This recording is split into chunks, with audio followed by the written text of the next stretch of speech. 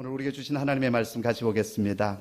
요한복음 13장 31절에서 38절까지의 말씀입니다. 요한복음 13장 31절에서 38절까지의 말씀을 제가 한 절 그리고 여러분 한 절 교독하여 드리겠습니다. 그가 나간 후에 예수께서 이르시되 지금 인자가 영광을 받았고 하나님도 인자로 말미암아 영광을 받으셨도다. 만일 하나님이 그로 말미암아 영광을 받으셨으면 하나님도 자기로 말미암아 그에게 영광을 주시리니 곧 주시리라. 작은 자들아 내가 아직 잠시 너희와 함께 있겠노라. 너희가 나를 찾을 것이나 일찍이 내가 유대인들에게 너희는 내가 가는 곳에 올 수 없다고 말한 것과 같이 지금 너희에게도 이르노라. 새 계명을 너희에게 주노니 서로 사랑하라. 내가 너희를 사랑한 것 같이 너희도 서로 사랑하라. 너희가 서로 사랑하면 이로써 모든 사람이 너희가 내 제자인 줄 알리라. 시몬 베드로가 이르되 주여 어디로 가시나이까? 예수께서 대답하시되 내가 가는 곳에 내가 지금은 따라올 수 없으나 후에는 따라오리라. 베드로가 이르되 주여 내가 지금은 어찌하여 따라갈 수 없나이까? 주를 위하여 내 목숨을 버리겠나이다. 예수께서 대답하시되 내가 나를 위하여 내 목숨을 버리겠느냐? 내가 진실로 진실로 내게 이르노니 닭 울기 전에 내가 3번 나를 부인하리라. 아멘. 우리는 몇 주 동안 요한복음 본문에서 이제 좀 떠나 있었습니다. 그리고 오늘 또다시 요한복음 본문으로 돌아왔습니다. 오늘 본문은 크게 두 단락으로 이루어져 있습니다. 31절부터 35절까지 첫 번째 단락이고요. 이 단락은 예수님께서 제자들에게 마지막으로 하는 고별 설교의 서론적인 부분입니다. 그리고 두 번째 단락은 36절부터 38절까지의 말씀인데 시몬 베드로에 대한 개인적인 예언적인 그러한 말씀으로 이루어져 있습니다. 먼저 첫 번째 단락인 이 31절부터 35절까지 이 제자들을 향한 예수님의 마지막 고별 설교의 이 서론적인 이 말씀의 핵심 메시지는 다름 아닌 서로 사랑하라라는 말씀입니다. 우리 한번 34절의 말씀인데요. 같이 읽겠습니다. 함께 읽죠. 시작. 새 계명을 너희에게 주노니 서로 사랑하라. 내가 너희를 사랑한 것 같이 너희도 서로 사랑하라. 아멘. 여러분 기억하십니까? 요한복음 13장이 시작될 때 예수님께서 제자들을 사랑하시되 어떻게 사랑하셨다고요? 끝까지 사랑하셨다라고 했습니다. 그리고 그 사랑을 온몸으로 표현하여 주셨는데 식사 자리에서 일어나셔서 허리에 수건을 동이시고 직접 무릎을 꿇고 제자들의 발을 하나하나 씻겨가는 일이었습니다. 그리고 떡을 떼어주시고 포도주를 나누어 주시며 이것은 내가 너희를 위하여 찢기는 내 살이다 또 나의 피다 승찬식을 거행하십니다. 그걸 통하여서 주님께서 제자들을 얼마나 사랑하시는지를 몸으로 보여주셨어요. 그런데 그 세종례와 그 성찬의 예식이 끝나자마자 12제자 중에 하나였던 가룟 유다가 그 공동체로부터 떠나가고 있습니다. 그리고 성경은 그때가 밤이었다라고 기록을 하고 있습니다. 그 밤이라는 말은 시간적으로 밤이라는 뜻도 되지만 요한복음 전체 문맥으로 본다면 지금 가룟 유다의 영적인 상태가 깊은 밤 속에 빠져들고 있음을 지금 말씀하고 있는 겁니다.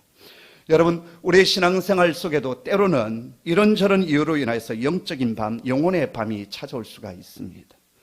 그러나 그 영혼의 밤이 올 때 떠나가는 자가 아니라 품속으로 안겨오는 자, 주님께로 나아가는 자, 공동체의 품 안으로 더 깊숙이 들어오는 하나님의 사람이 되셔야 합니다. 구약의 선지자 가운데 하박국 선지자가 있습니다. 하박국 선지자 시대는 참으로 암울했던 시절이었어요. 시대적으로 상황적으로 너무나도 캄캄한 밤이었고 또 하박국 선지자가 가지고 있던 신앙의 가치관, 신앙의 눈으로 본다면 세상은 너무나도 불합리했습니다. 그럼에도 불구하고 하박국 선지자의 위대함은 어디에 있었느냐? 그 문제를 들고 하나님 앞에 나아가 몸부림치며 엎드렸다라는 것입니다. 그는 자신의 우문과 자신이 가지고 있는 그 갈등을 떠나가면서 푸는 것이 아니라 하나님 품 안에서 품었어요. 하박국 이름의 뜻이 뭐냐 하면 안기는 자, 포옹하는 자 그런 뜻이었습니다. 아마 그의 부모가 그의 이름을 지을 때 너는 하나님 품 안에 안기는 자가 되어야 될 것이다. 포옹하는 자가 되어라. 아마 그런 뜻으로 이름을 지어줬던 것 같고 그는 그 이름 그대로 자신의 문제와 시대의 문제, 그 당시 이 구약 공동체의 이 아픔과 상처를 안고 하나님 앞에 나아가 엎드렸어요. 그랬을 때 하나님께서 이 하박국 선지자에게 놀라운 계시의 말씀을 주시고, 하박국 선지자가 이제 이 마지막 끝나는 부분에서 놀라운 신앙의 고백을 하고 있지 않습니까? 비록 무화과 나무가 무성치 못하고 포도나무에 소출이 없으며 우리의 양떼가 없고 요양간에 송아지가 없다 할지라도 나는 나의 구원이 되시는 나의 하나님으로 인하여 기뻐하리로다. 그 하나님으로 인하여 즐거워하겠다라고 말씀하십니다. 상황적으로 지금 기뻐할 일이 전혀 없습니다. 절망할 수밖에 없는 그런 상황이었는데, 그가 하나님 품 안으로 안겨가서 엎드렸을 때 하나님은 내가 너의 구원이 될 것이고 민족의 구원이 될 것이고 이 상황을 변화시킬 것임을 말씀하여 주십니다. 그래서 상황이 바뀐 것이 아니라 주님 한 분으로 인하여서 그는 기뻐하며 즐거워하는 하나님의 사람이 되었습니다. 성도 여러분, 또 우리 청년 여러분, 여러분의 인생 가운데 어두운 밤이 찾아올 때가 있습니다. 영적으로도 캄캄한 밤이 찾아올 수도 있고 건강의 어둠이 닥칠 수도 있고 관계의 어둠이 생길 수도 있습니다. 그래야 할 때 뛰쳐나가는 가룟 유다처럼 벗어나는 자가 아니라 더욱 주님 품 안으로 안겨오는 자, 주님 품 안에서 문제를 해결해가는 하나님의 사람 되기를 간절히 소원합니다. 오늘 본문의 시작은 이 가룟 유다가 이 밤중에 떠나간 뒤, 그때로부터 오늘 본문의 말씀이 시작되고 있습니다. 오늘 본문의 첫 번째 핵심적인 말씀은 아버지 하나님께서 인자이신 예수님을 영화롭게 하실 것이다 라는 내용입니다. 그리고 그 영광은 그냥 주어지는 것이 아니라 십자가를 통과한 뒤에 주어지는 영광임을 전후 문맥을 통해서 주님은 가르쳐 주십니다. 오늘 우리는 우리의 삶이 영광스럽기를 원하고 존귀되기를 원합니다. 그러나 그 전에 하나 알아야 할 것은 그 영광은 그저 오지 않는다라는 것입니다. 십자가를 통과한 뒤에 십자가를 걸어가게 되어질 때 그 뒤에 하나님께서 세워주시는 영광이 우리에게 임하게 될 것임을 말씀하여 주십니다. 그리고 그 영광은 자기를 드러내고 누리는 영광이 아니라 섬기기 위한 영광이고 축복하기 위한 영광임을 예수님은 당신의 삶과 가르침과 사역을 통해서 우리에게 본을 보여주셨습니다. 두 번째 핵심적인 말씀은 서로 사랑하라는 것입니다. 이 사랑의 메시지는 14장에서 계속 이어지고, 그리고 이 고벨 설교의 마지막이 되어지는 17장 제일 끝절까지 이 사랑의 메시지는 계속 이어져 가고 있습니다. 그렇기 때문에 예수님께서 제자들에게 하셨던 마지막 고벨 설교의 핵심이 뭐냐? 바로 그것은 사랑이다라는 것입니다. 주님은 이것은 구약의 율법과 대비되어지는 새로운 계명이다 해서 새 계명이다라고 했습니다. 바로 여기에서 우리 신앙의 참 알맹이가 뭐냐? 바로 그것이 사랑이다라는 겁니다. 아무리 산을 옮길 만한 믿음이 있고 탁월한 은사와 능력이 있다 할지라도 사랑이 없으면 아무것도 아님을 주님은 우리에게 말씀하여 주십니다. 사도 바울이 에베소에서 사역할 때 큰 성공을 거두었습니다. 많은 유대인과 헬라인들이 복음을 듣고 주께로 돌아오는 역사가 일어났고, 우상을 섬기던 아데미 우상을 섬기던 자들도, 마술을 하던 사람들도 주께로 돌아와서 그 마술책을 불태우는 일들도 일어났고, 제자들이 일어나서 곳곳에 교회가 세워지고 흥황하는 일들이 일어났습니다. 그러나 사도 바울의 마음속에 계속된 아픔 하나가 있었는데 바로 그것은 고린도 교회였습니다. 사도 바울이 고린도에 들어가서 한 2년 동안 그곳에 복음을 전하고 교회를 세우고 이제 에베소에 와서 사역을 하고 있는데, 들려오는 소식에 의하면 이 고린도 교회가 너무나도 문제가 많다라는 것입니다. 부유했던 교회였고, 그리고 정말 좋은 리더들이 있었던 교회였고, 은사가 탁월했던 교회였는데 이 교회는 서로 사랑하지를 못했습니다. 네가 잘났니 내가 잘났니 서로 찌르고 있었습니다. 그리고 자기의 은사들을 자랑하기 시작했습니다. 그래서 사도 바울이 에베소에 머물면서 편지를 쓰는데 그 편지가 바로 고린도 전서이고 고린도 후서입니다. 고린도 전서와 고린도 후서와 그리고 사도행전 문맥을 자세히 연구해 보면 사도 바울이 고린도에 2개의 편지만을 보낸 것이 아니라 4개의 편지를 보냈음을 알 수가 있습니다. 고린도 전서 전에 하나의 편지를 보내었고, 고린도 전서와 고린도 후서 사이에 눈물의 편지라고 하는 편지를 또 하나 보내었어요. 근데 지금은 이 4개 편지 가운데 2개만이 성경에 지금 보존되어져 있습니다. 사도 바울이 에베소에서 큰 영적인 성공을 거두지만 그의 마음속에 너무나도 찢겨지는 마음, 그리고 눈물의 편지를 쓸 수밖에 없을 정도로 고통스러웠던 것은 이 고린도 교회의 문제였습니다. 그것은 사랑하지 못했던 공동체였어요. 갈갈이 찢겨져 있는 그런 공동체였습니다. 그래서 우리가 고린도 전서를 쭉 읽어가다 보면 12장과 14장 은사에 대한 얘기를 해요. 쭉 은사에 대한 얘기를 합니다. 그런데 12장과 13장 사이에 사랑에 대한 얘기를 하고 있습니다. 근데 12장 끝머리에서 무슨 얘기를 하냐면 너희는 더욱 더 큰 은사를 사모하라라고 얘기를 합니다. 그래서 우리는 그 다음 13장에 사랑에 대한 얘기를 하기 때문에 사랑이 은사인 줄 알고 있어요. 그런데 그것이 아닙니다. 14장에 보면 그 큰 사랑, 더 큰 은사가 뭐냐 하면 바로 예언하라라고 말씀하고 있습니다. 그리고 그 예언은 덕을 세운다라고 했는데 그 덕을 세운다는 말이 헬라어로 오이코도메오입니다. 오이코스가 가족이에요.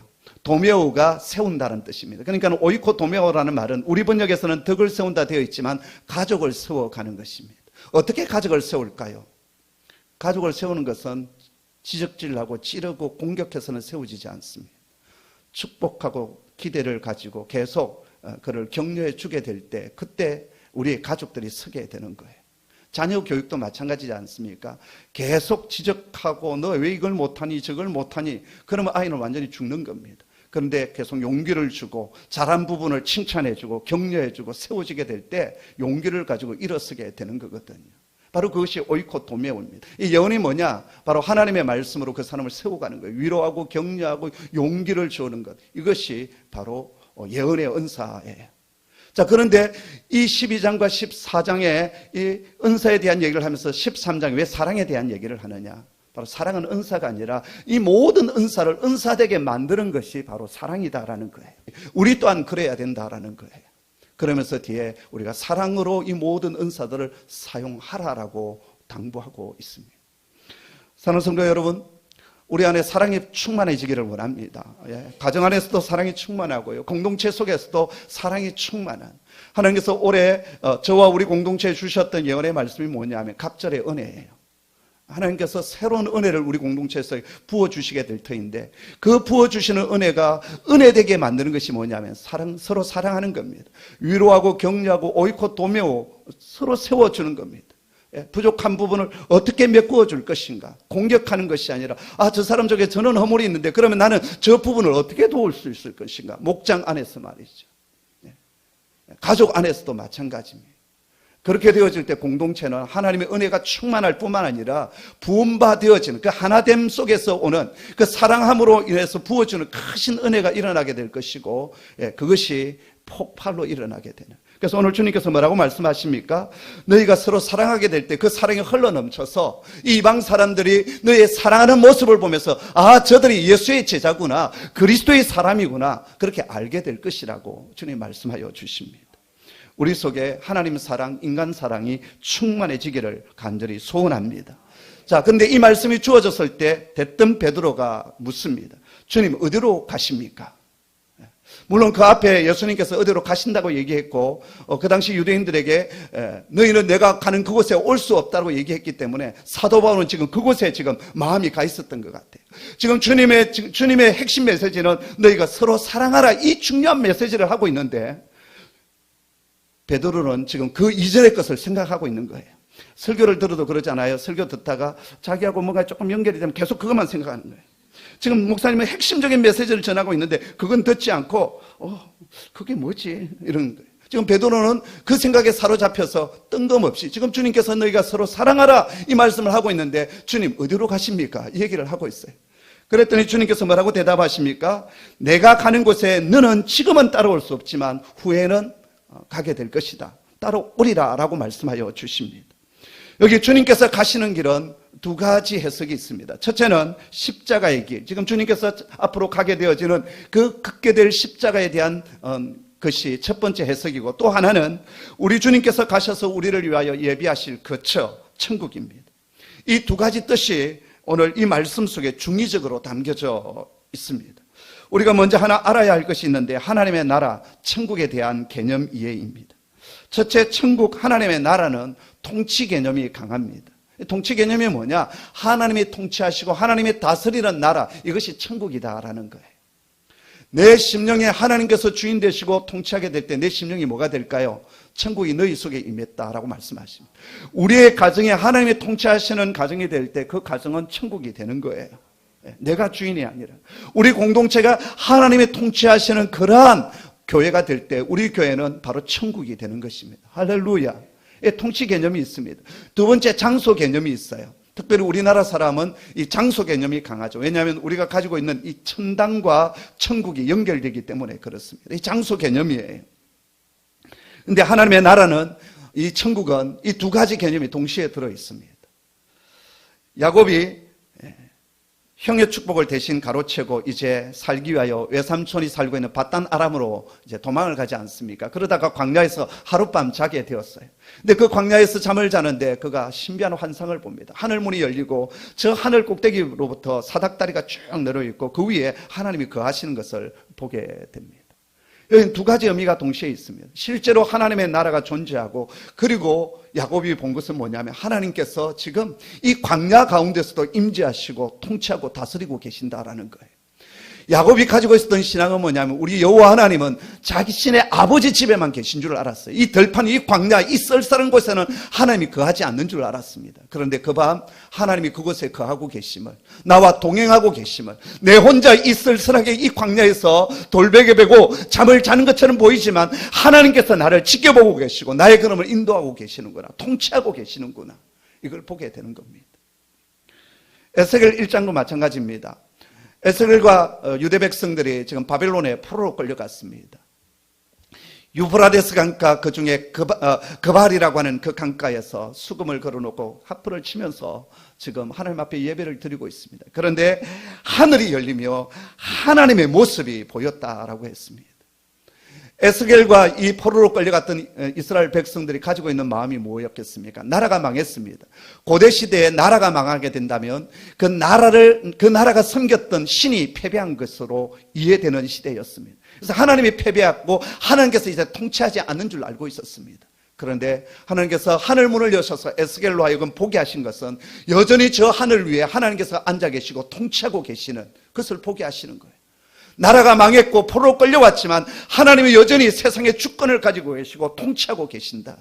바벨론의 왕이 이 세상을 통치하는 것처럼 보이고 바벨론의 출신이었던 마르둑 신이 통치하는 것처럼 보였지만 아니었어요. 하나님이 통치하고 계시다. 바로 여기에도 장소 개념과 함께 하나님의 통치하는 통치 개념이 나타나는 거예요. 이사야 6장도 마찬가지입니다. 이사야 선지자가 제단에서 예배를 드릴 때 하늘문이 열리는 거예요.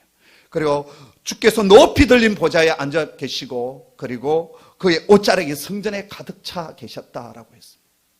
그리고 요한계시록 5장에 보면 밤모섬에 끌려가 있는 요한에게 하나님께서 이리로 올라오너라. 그래서 요한이 환상 중에 천상으로 올라가 보았더니 보좌에 앉아 계시는 하나님, 오래전부터 계신 그분이 보좌에 앉아 계시고 좌우에 24장로리 같이 앉아 있는 거예요. 이건 무엇을 말할까요? 그 당시 요한이 보았던 것은 로마의 황제가 세상의 주권을 가지고 통치하는 것처럼 보였습니다. 그런데 하늘의 하나님께서 온 우주의 통치자가 되시고 역사의 주권자가 되셔서 통치하고 계시는 거예요. 그것이 소망이 되고 위로가 되고 힘이 되었던 것입니다. 그렇구나. 이 로마 제국은 망할 제국이고 영원히 변치 않는 하나님께서 하늘 보좌에서 이 온 우주 만물을 통치하고 계시는구나. 할렐루야. 여러분, 천국은 이 두 가지 개념이 동시에 들어있습니다. 장소 개념, 그리고 또 하나 하나님의 통치하신다. 그렇게 될 때 우리는 이 세상에서 크고 작은 일들이 일어날 때마다 쉽게 요동하지 않습니다. 때로는 이 나라 이 민족의 여러 가지 방향과 여건들이 참 암울하고 힘들게 보이는 실망스러운 일들이 많이 보일 때라도, 그래, 하나님께서 통치하고 계시고 하나님께서 종국에는 승리하게 될 것이고 합력하여 선을 이루어 주실 것이다. 할렐루야. 그리고 그분께 맡기며 기도하면서 나아가는 겁니다. 베드로후서 1장 11절에 보면 이 천국을 나라, 하나님의 나라로 설명하고 있고, 베드로전서 1장 4절에 보면 기업, 하나님께서 우리에게 주시는 상급 기업으로 이 하나님의 나라를 설명합니다. 히브리서 11장 16절에 보면 우리가 돌아가야 될 본향 땅으로 설명하고 있고, 그리고 히브리서 11장 6절에 보면 하나님의 도성, 성, 시티로 설명을 합니다. 그리고 요한복음 14장 2절에 보면 우리가 장차 가게 될 거처, 집으로 이 하나님의 나라를 설명합니다. 여러분, 이 천국, 하나님의 나라, 이 두 가지 개념을 우리가 믿음으로 간직하고 있으며 또 이 천국을 사모하는 하나님의 사람 되기를 간절히 소원합니다. 아멘. 자, 그런데 그 전에 우리가 따라야 될 길이 하나 있다라는 거예요. 바로 그것은 주님께서 걸어가신 길입니다. 섬김과 헌신, 낮아짐과 사랑의 길이고 바로 십자가의 길입니다. 지금 베드로는 예수님께서 가시는 그 길을 끝까지 따르겠다는 마음을 가지고는 있습니다. 그러나 주님께서 어떤 길을 가시는지, 어디로 가시는지는 정확하게 알지를 못했습니다. 그렇기 때문에 그는 주님께서를 십자가를 지실 때 주님을 부인하고 도망치는 신앙의 사람이 되고 말았습니다. 바로 여기에 베드로 신앙의 문제가 있고 오늘 우리 신앙의 문제가 있습니다. 예수님께서 십자가 고난 이런 말씀을 하실 때마다 베드로의 마음속에는 내심 불안한 마음은 있었지만 지금 그 일이 자신이 따르고 있는 예수님에게는 절대 일어나지 아니할 것이라고 믿었던 것이 분명합니다. 서로 일어난다 할지라도 이때까지 주님께서 보여주셨던 그 권세와 능력과 지혜로서 그 모든 문제를 일거에 해결하시고 내가 그 이스라엘의 그 왕권을 잡으실 줄을 확신했던 것 같습니다. 바로 여기에 베드로가 믿고 따랐던 신앙의 길과 예수님께서 걸어가셨던 그 메시아의 길이 달랐던 것입니다. 오늘 우리 신앙의 위기는 어디에서 찾아오는지 아십니까? 내가 믿고 바라는 믿음의 길이 있는데 어느 순간 내가 생각했던 것하고는 전혀 다른 일들이 펼쳐지는 겁니다. 다른 상황이 일어나고 그리고 내가 전혀 생각하지 못했던 일들이 곳곳에서 일어나는 겁니다. 그것이 내 가정에 일어나기도 하고 내 공동체에 일어나기도 하고 내 주변에서 막 일어나는 겁니다. 그럴 때 많은 사람들이 낙심하고 쓰러지고 좌절하고 심지어는 믿음의 길에서 이탈하는 그런 경우가 있습니다. 그러나 여러분 하나 알아야 할 것은 그 어떤 상황 속에서도 하나님께서 하늘의 보좌에서 이 땅을 통치하고 계시고 내 삶을 주관해 가시고 합력하여 선을 이루어 가신다는 이 믿음을 우리는 굳게 잡고 있어야 합니다. 그러지 않으면 우리는 무너지게 되어 있습니다. 아무리 상황이 캄캄하고 내 계획이 뒤죽박죽 흔들어지는 상황 속에서도 하나님은 최선을 만들어내시는 분이시다. 그리고 합력하여 선을 이루어 가신다는 이 믿음이 우리 속에 있어야 합니다. 얼마 전 한 목장의 목자로부터 이런 얘기를 전해 들었습니다. 자신의 목장에 한 집사님이 계시는데 목장 안에서 나눌 때 이런 얘기를 자주 했다라는 것입니다. 자기는 뭐 그렇게 신앙이 특출한 것도 아니고 또 교회 안에서 뭐 앞장서서 봉사하는 일도 없고 거의 주일 예배 아니면 목장 모임에만 거의 이렇게 참석을 하는데 그럼에도 불구하고 이 공동체에서 믿음 생활하는 이유가 하나 있는데 그것은 담임 목사님 때문이다라는 거예요. 또 이 얘기하면 별로 안 좋아하시는 분이 계셔요. 그런데 왜 그러냐 하면 그분의 얘기인즉슨 벌써 7년이 됐나요? 저희 아들 이삭 전도사가 교통사고를 당하지 않았습니까? 토요일 사고가 났고 주일 생사가 불투명한 상황이었어요. 네. 의사도 이제 더 이상 손을 쓸 수 없는 그저 하늘에 하나님께 맡기면서 기다리고 있는 그 코마 상태, 혼수 상태에 빠져 있을 때 대부분의 성도들은 오늘 목사님께서 주일 강단에 서시지 못할 것이다 라고 생각했던 것 같습니다. 그런데 그 밤 제가 밤을 꼴딱 세우고 단에 올라서 1부 때부터 끝까지 설교를 제가 다 했습니다. 그런데 주일 강단에서 제가 설교했던 그 내용을 그분은 들으면서 그때부터 나는 이 공동체 안에 계속 머물면서 신앙생활을 해야 되겠다. 그리고 그 목사님의 설교를 잊지 못한다라는 것입니다. 사실 그때 제가 어떤 설교를 했는지 저는 기억이 나지 않습니다. 그러나 제가 확신한 것은 사람은 위기의 순간에 그 사람 속에 있는 것이 나오게 되는 거거든요. 그래서 제 속에 가지고 있는 두 가지가 분명히 나왔을 것이다. 하나는 하나님은 선하신 분이시기 때문에 분명 합력하여 선을 이루어 주실 것을 믿는다. 두 번째는 주신 자도 여호와시요 취하신 자도 여호와시기 때문에 여호와 하나님께서 우리 아들을 살리지 않고 데려가신다 할지라도 저는 감사하겠습니다. 아마 분명히 그 설교를 했을 것입니다. 그렇습니다. 여러분, 하나님은 선하신 분이십니다. 지금도 저는 어떤 상황 가운데 있어도 이 믿음을 붙들고 있습니다. 홍익교회가 개척되어서 25년 여기까지 왔습니다. 지난 세월 속에 힘든 일들, 위기의 순간이 얼마나 많았겠습니까? 어떤 때는 잠을 자다가도 벌떡 일어나는, 그래서 등줄기에 땀이 주르륵 흐르는, 식은땀이 흐르는 그런 위기의 순간도 있었고, 어떤 경우에는 사람 때문에 너무 가슴 아파서 며칠 밤 잠을 이루지 못하고 고통스러웠던 시간도 있습니다. 그래서 하나님 앞에 엎드려 기도할 때 하나님께서 제게 주신 것은 뭐냐면 내가 할 것이다. 내가 해결할 것이다. 내게 맡겨라. 그때부터 마음에 평안이 오는 겁니다. 그리고 합력하여 선을 이루실 그 하나님을 믿음의 눈으로 바라보는 것입니다. 그리고 나중에 시간이 지나고 나서 보면 하나님은 이런 일 때문에 그때 그런 일들이 있었구나. 하나님께서 합력하여 선을 이루어 가신 것을 바라보며 찬양하게 됩니다. 여러분, 일제강점 36년 동안 수많은 우리 우국지사들 또 뿐만 아니라 많은 사람들이 해절과 변절의 길을 걸어갔고 매국의 길을 걸어갔습니다. 처음부터 매국의 길을 걸어갔던 인물도 있었지만 강점 말기에 해절과 변절의 길을 걸어갔던 많은 인물들이 있습니다. 그중에 3.1 독립선언 33인의 대표 가운데 16명이 기독교 지도자였습니다. 그런데 상당히 많은 수의 기독교 지도자들이 나중에 변절의 길을 걸어갔습니다. 신사참배를 앞장서기도 하고 때로는 친일의 글을 싣기도 하고 설교를 하기도 했습니다. 왜 그들이 그런 길을 걸어갔겠습니까? 처음 나라가 망했을 때는 하나님의 은혜와 도움으로 이 나라가 다시 회복될 줄 알았습니다. 근데 민족의 밤은 더욱 깊어져 가는 겁니다. 더 길어지는 겁니다. 기대했던 소망의 줄이 하나둘 끊어지기 시작하는 겁니다. 소망의 불빛이 이제 보이지 않는 겁니다. 결국 그들은 일제와 타협했고 변절의 길을 걸어갔습니다. 그들이 조국 강국의 날이 그렇게 빨리 올 줄 알았더라면 매국의 길, 변절의 길, 타협의 길을 걸었겠습니까? 아니지 않습니까? 여러분, 소망의 줄을 놓치게 될 때 절망하게 되는 것이고 하나님께서 이루실 위대한 일들을 우리는 볼 수가 없습니다. 여러분, 믿음을 가지시되 소망의 믿음이 충만하기를 원합니다. 그 어떤 상황 속에서도 하나님의 선하심을 바라보는 겁니다. 때로는 저는 사람 때문에 실망할 때가 참 많이 있습니다. 그럴 때도 저는 소망을 하나님 앞에 둡니다. 지금은 저 사람이 저렇지만 하나님께서 어느 날 이렇게 세워주실 것이다. 다시 회복될 것이다. 기대하고 믿음으로 바라보는 겁니다. 오래전에 읽었던 책의 내용 가운데 강철왕 카네기에 대한 얘기가 기억이 납니다. 그는 젊은 날 세일즈맨으로서 이 사무실 저 사무실 다니면서 물건을 판매하고 있었습니다. 그런데 일이 제대로 안 풀리는 거예요. 너무나도 낙심하고 좌절하고 있었는데 어느 날 어느 사무실에 물건을 팔러 들어갔는데 그 벽면에 그림 하나가 그려져 있었습니다. 바닷물이 다 빠져나간 갯벌 위에 정말 낡은 배 한 척에 이렇게 덩그렇게 엎어져 있는 겁니다.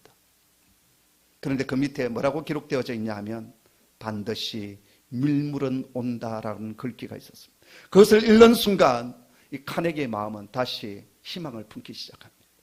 지금은 내가 썰물 가운데 있고 모든 것이 드러나고 완전히 바닥이고 실패한 인생이지만 하나님께서 내 인생 가운데 은혜의 밀물을 허락해 주실 것이다.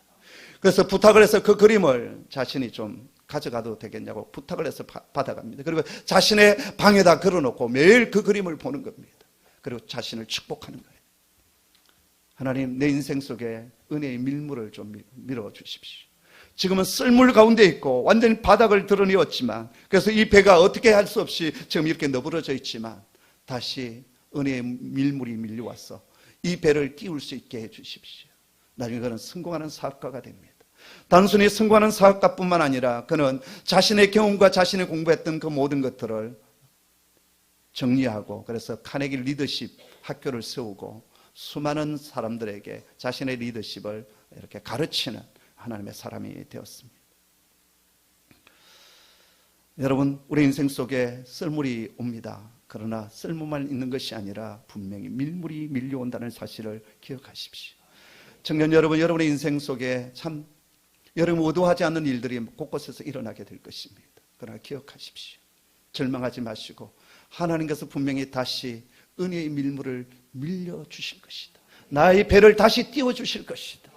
이 소망을 굳게 잡는 믿음의 청년들 되기를 간절히 소원합니다. 그러면 오늘 본문에서 마지막으로 받게 되는 큰 위로와 힘이 되는 한 말씀이 있는데요. 바로 그것은 지금은 따라올 수 없지만 후에는 따라오리라고 하는 주님의 말씀입니다. 베드로야, 지금은 네가 어디든지 따라오겠다고 큰소리 뻥뻥 치지만 이 밤 닭 울기 전에 너는 3번이나 나를 부인하게 될 것이다. 그러나 후에는 진짜 전심으로 따르는 자가 될 것이고 승리하는 자가 될 것이다 라고 말씀하여 주십니다. 바로 여기에서 주님은 실패할 수밖에 없는 시몬 베드로이지만 여전히 기대와 소망을 두고 있는 주님의 모습을 볼 수가 있습니다. 비록 지금은 쓰러지고 넘어지고 온전히 서 있지 못한다 할지라도 나중에는 다시 서게 되는 날이 올 것이고 참으로 다른 날이 오게 될 것이다. 지금은 의심하고 원망하고 방황하고 있지만 후에는 순전한 믿음의 사람이 될 것이다 라고 주님은 베드로를 지금 축복하고 있습니다. 그래서 여러분, 주님께서 우리를 포기하지 않으시기 때문에 우리도 우리 자신에 대해서 포기하지 말아야 합니다. 이 자리에 우리 청년들이 있는데 우리 중3이 되어지면 비전 트립을 가잖아요. 기억하십니까? 우리 청년들. 제가 하는 설교는 딱 두 가지입니다. 하나는 창세기 1장의 말씀을 전합니다. 창세기 1장에서 가장 중요한 것은 주어가 하나님이다라는 거예요. 1장에서 가장 많이 등장하는 단어가 하나님이십니다. 이 온 우주 만물 누가 창조하셨느냐? 하나님이 창조하셨다. 이 온 우주 만물 누구의 것이냐? 하나님의 것이다. 그 하나님께서 무에서 유를 창조하셨다. 빠라하셨다. 이 빠라라고 하는 이 창조하다라는 동사는 오직 하나님에게만 해당되는 동사예요. 사람에게는 쓸 수가 없습니다.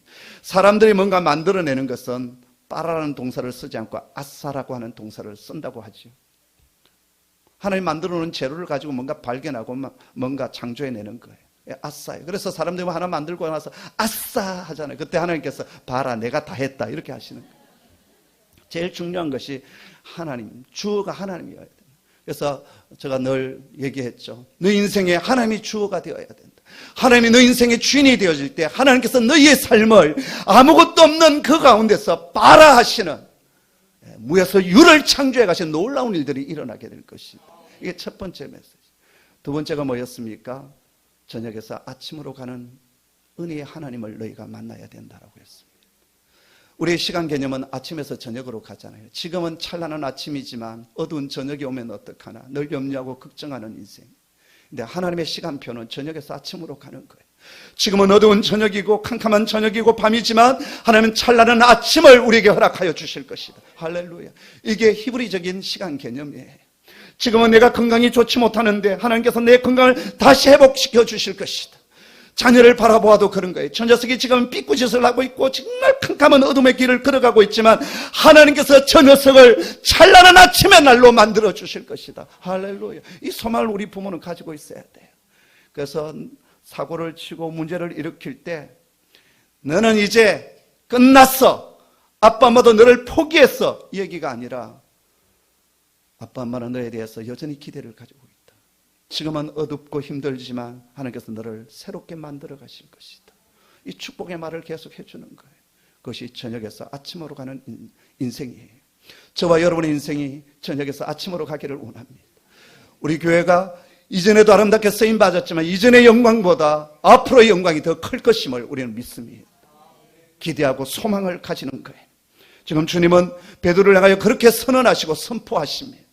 처음 갈릴리 호수에서 시몬 베드로를 부르실 때 너는 장차 사람을 낚는 어부가 되게 하리라라고 말씀하십니다. 네가 될 것이다라고 말씀하지 않습니다. 주님께서 그렇게 만들어 가실 것이라고 말씀하십니다. 지금은 실패하고 쓰러지고 넘어지지만 주님께서 그렇게 만들어 가실 거라는 겁니다. 오순절 성령 강림이 임하게 되어졌을 때 시몬 베드로는 위대한 설교자가 되고 복음 전도자가 됩니다. 그리고 아름답게 쓰임받는 하나님의 사람이 됩니다. 로마에 가면 로마 외곽에 아피아 가도가 있습니다. 2000년 전 로마 제국 시절에 깔았던 고속도로예요. 근데 그 아피아 가도에 이제 들어서는 곳에 우리가 잘 아는 카타콤베가 있는데 그 카타콤베 좀 못 미쳐서 도미네라고 하는 교회가 자그마한 예배당이 있습니다. 커바디스 영화의 실제 모델이 되어지는 예배당인데요.